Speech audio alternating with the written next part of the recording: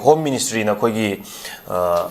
low uba yadana lairaba mafam singda koigi longmi singna yenthokna bane haiduna koigi karor mafru hena pirakraba senfam koi phangana laiba si pithok piu so hairi koigi haukiba 2023 gi me gi irang dagi mafam kya kya da lanchena duna lairiba amadi mapam kya changba yadana lairiba lofam sing uba yadana lairiba lofam singi longmi singda Pinabani Hina Kaita Grava Chenfam Sing Nasi Foga Pitokana Ladiba Sigi Matanga Kogi compensation Pitok Piu Hina Kokomigi Wing Gambiner Ramana Fundoro Lozamasi Suyam Grava Chenfam Kogi 80 crore Hijabatari 80 crore Chenfam Masi Kogi Longi Sing the low Bajan Lady Longi Sing the Pitok Pibogi Mahota Masi Pashalaga Labazigi Kogi Kana Basina Carino Kogi low Bajan Lady Longi Sing Wari Basi we were targeting Masi Pitokum talked about Kogi 2023 around the Gi Changbayan and Lady Below Fomsing, Wayan and Lady Below Missing, the Dogimatic War has happened. Masi that sent from si Pazan not and Bibusi, Madam Sinakari, or Gadoriban, Masi Matano Zokogi, Kokomigi, Wing and Veneramanazu, Masi Fondoro, Pitopiu, Atu Matam, the Highway Yozamasi, Karimotamini Yozamasi. Rakis Akogi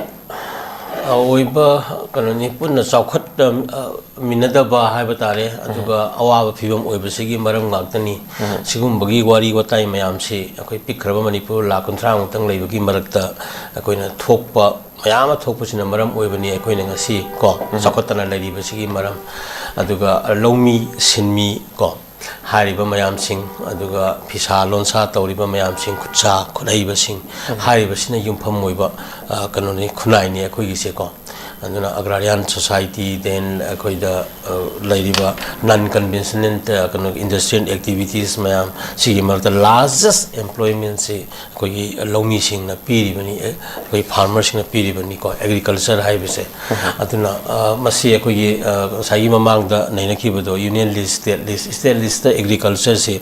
state sing money maram the state government namasidi maximum si local amatungda sakol is like Punjab Haryana ka yama na modern weraga India tha isini dana na akoi su akoi 1939 gi teng tang makhotpa mayama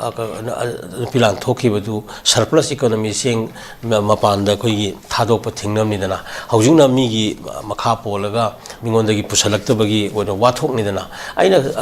Langning badi farmers sing you posak city Yamacom the home sing again Gadabani Aduga Magi Ladiba Sagi sing my sing Natraga my irrigation gi Magi Liba can see the Senagadoni Rakesoko and the way Yarimaki Akoyuba can Satok ship Putono Honaba Canoni Sigma Putu Laiba Putoliba Aduga Akois Tang Sakti the Lamidanaco. Midangoro, Ayuko, Sakti the Lamidana. And Yauta Posakio Putu, should be not what Pina give him the labor, say, Masik, quite get the way of Port Amani, and the Mamma, so scandal, a scams, I have a Darico, Adugi, a Kanomayam, the Nainagreco, and then a Sigumba say, Equida, Kara, Hantanba, Latraga, Punto, Punti Lepacanta, Kara, Wakan, Kalakanda, quite tabak the Opai. I know hiding is security, Sigumba say, Haina Haina, Adum Toa lady Havenida. Hayang Siso topic, Amatopa is in Dam Putoga, La Ani Havenida. And I told you what demand say. Masi city so work and Miangi support Toraga, Karena, concerning the only issue you and hang demand Toraga, Amutoraga, issue the ideas Toreto, did a Kangan give us issue, go here, no idea. Pazavi scheme, Kanoma Toga, Lairagadi, Miam Sisu, support Toraga, Losinum Nairaga, when Mangas and Tarani and Tam, some American Karikum, it's over Ihu, here, talk and the Yadiko, Shumaziga is Tolakanta, Habise, Masikum, Uningi Idiko, Aduna Ozik Kanani, IT crowd, Pitokana, Labor Set, Tahoidaba, Tabakni, and the Gimatica, Luga, Tasena, Maram, Lagadi, Maram Domiam, Gano, Pitokadabani, Hibido, Karimaram, Dino Hibido, Maram di Soina Lam Ganidana, Matulana, Frikaugi, Tanabagi Marama, Natra, Harakan, Technican, Magi Canoiva, problem, Atraga, Amalanganidana. adubu state ki oiba list sanba state ki power labor poni agriculture je farmer ki issues me amse maram aduna state government should take the responsibility logudabani aduga loina aso sigumba kanu singsi mi di tilo alupam hengal pada government kai hai dana mi state dia alu lupani hengal lupagi lupa alu makhai hengal lupagi ta government buk thugai kai nei ga hai bagi kanu du khoi state khara khara so sangi aduna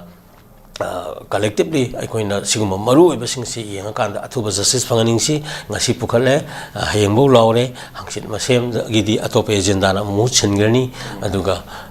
kanu tawgrani ko mari lena bo authority na ju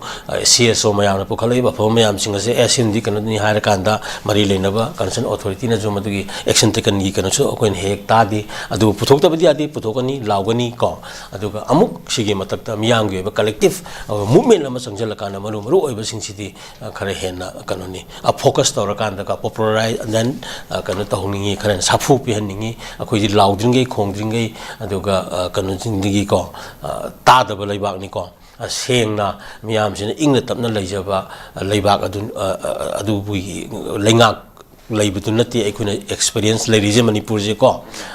maru in a laura kongan the akapanga and amok in a sai hibagi concept to the Adam labor government game a sakni aduna a question carigum pangata the law kongi redita would only matanda di sulagla or hibagi can look at adu people mamada lady basa masida wakan mayampuna karakanminasi mayampuna as also issues in chidi karahena Taurakanda Waroshin Purana Bohona Minasi Justice Pangansi